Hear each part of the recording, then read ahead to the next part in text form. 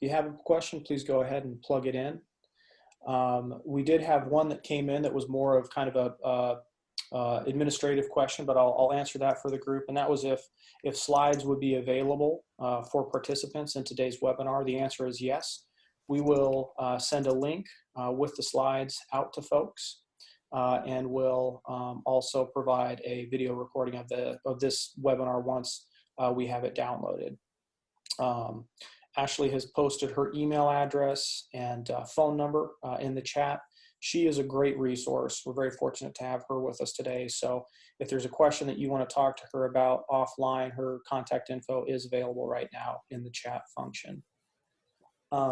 Ashley, great job. You are doing a great job. I did have a question I was wanting to ask, though. One of the things that I think a lot of times is most stressful is if you're dealing with a reporter in a tough situation, and if they're pressing you, how do you recommend working with reporters in that kind of a situation? Sure. I think I mentioned to you earlier that I actually was on the phone with a reporter this morning, and one thing to be mindful of is preparing for calls with a reporter. It's always fair to ask them, hey, what did you want to talk about today? What is this interview about? What is your angle on the story? So that you can do your prep work before you go to that interview. Given the distancing and everything that's going on, a lot of reporters have been great about actually sending the questions that they want answered, and then you can prepare verbatim your responses. Some people can just send over an email with responses, but having a conversation I feel like is good. It's always what the reporters prefer, but just make sure that you're staying on message, and they might dive into an area. Maybe they sent you 3 questions, but then they ask you a 4th, or the 3rd question kind of evolves in your discussion. So stay on message and use pivoting is always a really good tool. If they start to go somewhere a little sideways, minimize that, address that very simply and as quickly as you can, and then go back to your core messages that you do want to proactively get out. And just remember that, if you don't want to see in the paper that, your agency said X, Y, and Z, don't say it during the interview, and they can sometimes take things out of context. So just have your script with you. And especially right now when you're not face to face, you can even have your notes right in front of you, and they won't be the wiser. Oh, that's great advice.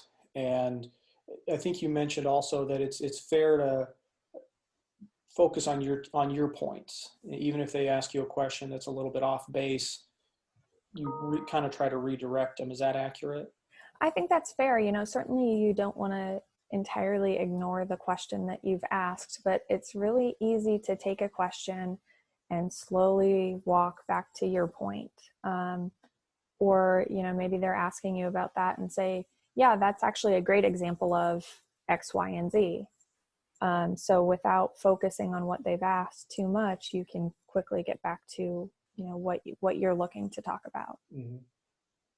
And Jennifer Persykes actually provided a question, and she says that is it fair to have talking points prior to going to speaking with reporters? I'm paraphrasing a little bit, but the importance. Oh yeah, absolutely. It's not only appropriate, but that's what you should be doing, is having your messages down. Oftentimes I prepare them, and at the end of the interview, almost every time they'll say, is there anything else you wanted to add? And that's when you can just really pepper them with the good stuff that you've been wanting to get out. Nice. And try to make it interesting. If they find it novel or interesting, they're going to want to dive into that more. Very good.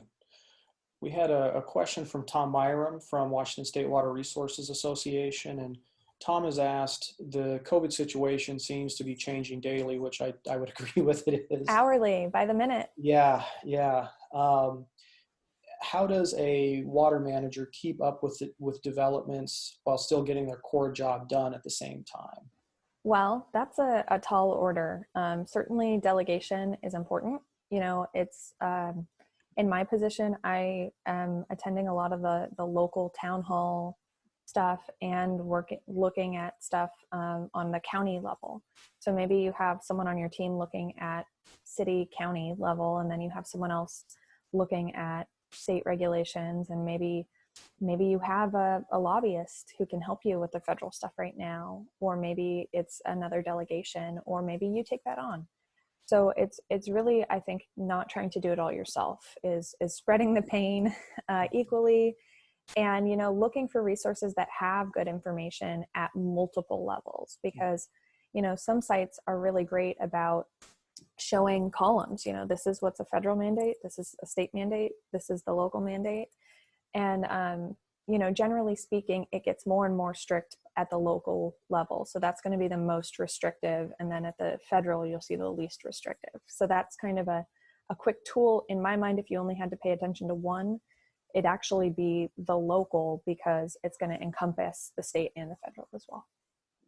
Great recommendation. Great recommendation. And if, kind of building off what Ashley said, many of the state water associations have done a great job of capturing what's going on within their respective states.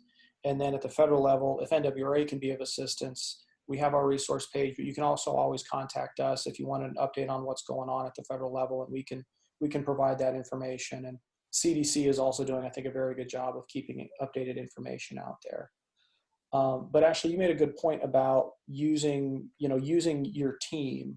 And I think that's something that, do you think that that's something that, both large and smaller organizations could do, even if it means that a smaller organization, you might be tasking somebody with something that's outside of their usual? Absolutely. I think whether it's someone who does administrative work, or maybe it's a field person who is at home every other day because of distancing policy, having them, they're probably wanting to watch the news and know what's going on right now. They might even already be doing that. So to ask them to come up with, hey, check the city, these 3 city websites and this county website, and write a synopsis, maybe don't lean too heavily on that if that's not the person's core competency.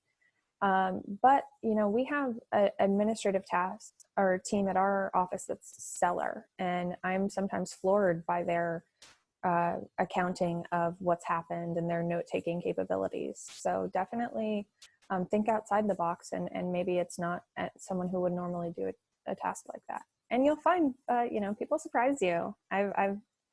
That's one of the silver linings to all of this, is I found that a lot of people have some pretty great talents we can lean on. I have a woman in our office who's been doing some voice recordings for videos for us lately. She's got a great voice, and we just exploit that talent now because it's hard to get anyone else in to do it for us. Oh, excellent. Excellent. Well, we have reached the top or the midpoint of the hour, which is the originally allocated time for the webinar. We had one more Q&A come in from Jennifer Persyke, which is Jennifer notes that this is a great opportunity to see how your team can shine, and I would agree with that. I would note that we do have, looking at the folks that have called in today, we do have a number of water managers, folks that are actually managing districts, and a lot of other folks as well that support those efforts. And I think, taking a note from what Ashley, you said earlier, I just wanted to say thank you.